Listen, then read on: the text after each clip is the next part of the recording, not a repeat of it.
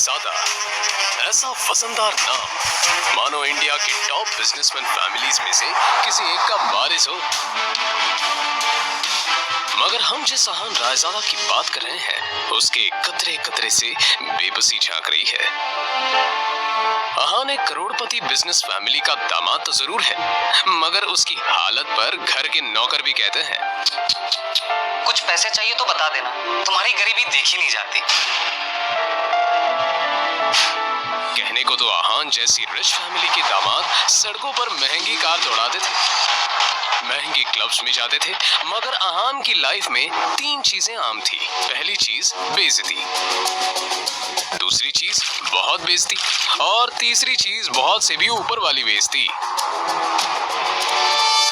और हाँ, कभी कभी वो किसी रईस को जब अपनी बीवी को एक महंगे होटल में खाना खिलाते देखता था तो वो खुद से कहता था, एक दिन अपना भी टाइम आएगा जब मैं महंगे सूट में ऐसी किसी महंगे होटल में अपनी बीवी शनाया को दर्शन के साथ खाना खिलाऊंगा। जब वो मेरे सीने से लग के एक रोमांटिक डुएट में मेरे साथ रोमांटिक कैंडल लाइट डांस करेगी ना तो वहां बैठे सारे रईसजादों के सीने पर सांप लौटेंगे।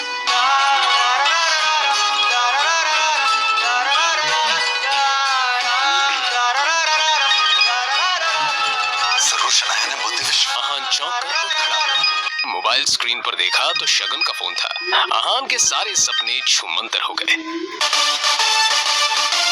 शगुन अहान की बीवी शनाया की कजिन थी, जो हमेशा ही अहान को नीचा दिखाने की कोशिश करती थी।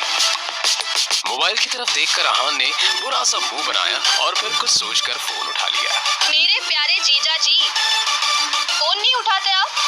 ये वो मैम। अच्छा वो सब छोड़िए, आप एक काम कीजिए, साहू ज्वेलर्स पे मेरा एक नेकलेस पड़ा है, मैंने ओनर को कॉल कर दिया है, वहाँ जाके नेकलेस कलेक्ट करके मेरे घर पे आ जाइए। शगुन, मुझे बैंक जाना है और ये मैं बैंक जाने का तेवर किसी और को दिखाइएगा जीजा जी, वैसे भी आपको हमारे फैमिली के टुकड़ों पर ही पलना है ना? तो जितना काम कहा जा रहा है उतना कीजिए।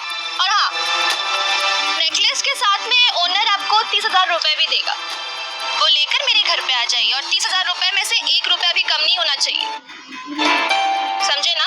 देखो शगुन, आज तक मैंने कभी चोरी नहीं की।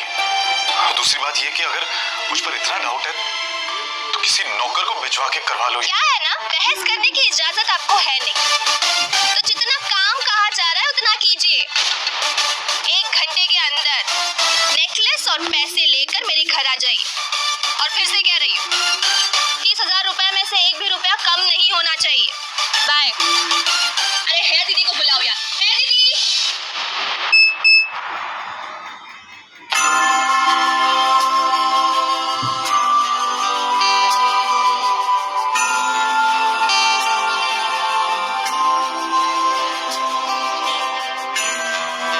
जल्द ही अहान फ्रेश होकर बाथरूम से बाहर आया और जल्दबाजी में अपनी अलमारी की तरफ बढ़ा, जिसमें 2 जोड़ी पुराने कपड़े रखे थे।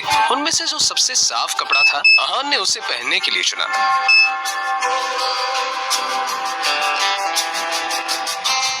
तैयार होकर वो बाहर निकला और जैसे ही सामने देखा तो उसकी सांस यामिनी गिल अपनी कुछ सहेलियों के साथ रमी पार्टी में व्यस्त थी। तभी यामिनी जी की एक सहेली ने अपने सैंडल की तरफ देखकर कहा, यामिनी, ये देखो ना, तुम्हारे आते आते मेरा बेल्ट टूट गया चप्पल का, अब मैं घर कैसे जाऊंगी? अरे इसमें टेंशन लेने वाली कौन सी बात है, तुम पार्टी एंजॉय करो, मैं नौकर से कह दूंगी वो ठीक करवा कर लाएगा। ना ना, मैं नौकरों पे भरोसा नहीं करती, मेरी चप्पल महंगी है, तो एक बार टूट गई चप्पल तो मैं दोबारा पहनती नहीं, लेकिन क्या करूं, घर भी तो जाना है ना।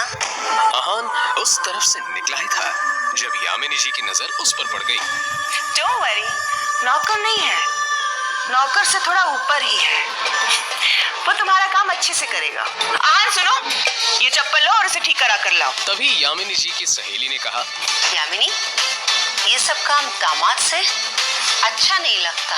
अरे तुम इतना टेंशन क्यों ले रही हो, वैसे भी इसे ये सब काम करने में बड़ा मजा आता है। तुम लोग को भी कोई काम हो तो बता देना। दामाद है तो क्या हुआ, चप्पल भी ठीक नहीं करा सकता, कुछ तो करे, वैसे भी कुछ करता धरता तो है नहीं। ये बातें सीधा अहान के दिल पर आकर लगी, मगर अब उसे ये सब हमेशा ही सुनने की आदत हो गई थी। उसे याद था कि आज उसका बर्थडे है, मगर ये सिर्फ उसे ही याद था, बाकी किसी को भी इससे कोई मतलब नहीं था। शगुन का काम करना चाह रहा हूँ। बहस मत करो, जो काम दिया है वो करके आओ। दामाद है तो दामाद की तरह रहो। भिखारी कहीं का, पता नहीं शनाया की जिंदगी में ऐसा क्या लिखा था कि तुम जैसा निठल्ला पति मिला उसे। और अब यामिनी जी की सहेली ने अहान को उसकी टूटी हुई सैंडल की स्ट्रैप दिखाकर कहा, ये वाली चप्पल ठीक करना है, महंगी दुकान में ठीक करवाना, समझ में आया? कहते हुए उसने अहान का हाथ उठाकर सैंडल उसके हाथ में पकड़ा दिया।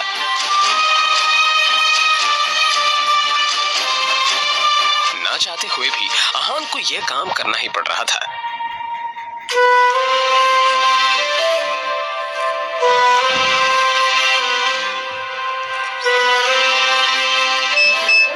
उसके मोबाइल पर उसकी बीवी शनाया ने मैसेज किया,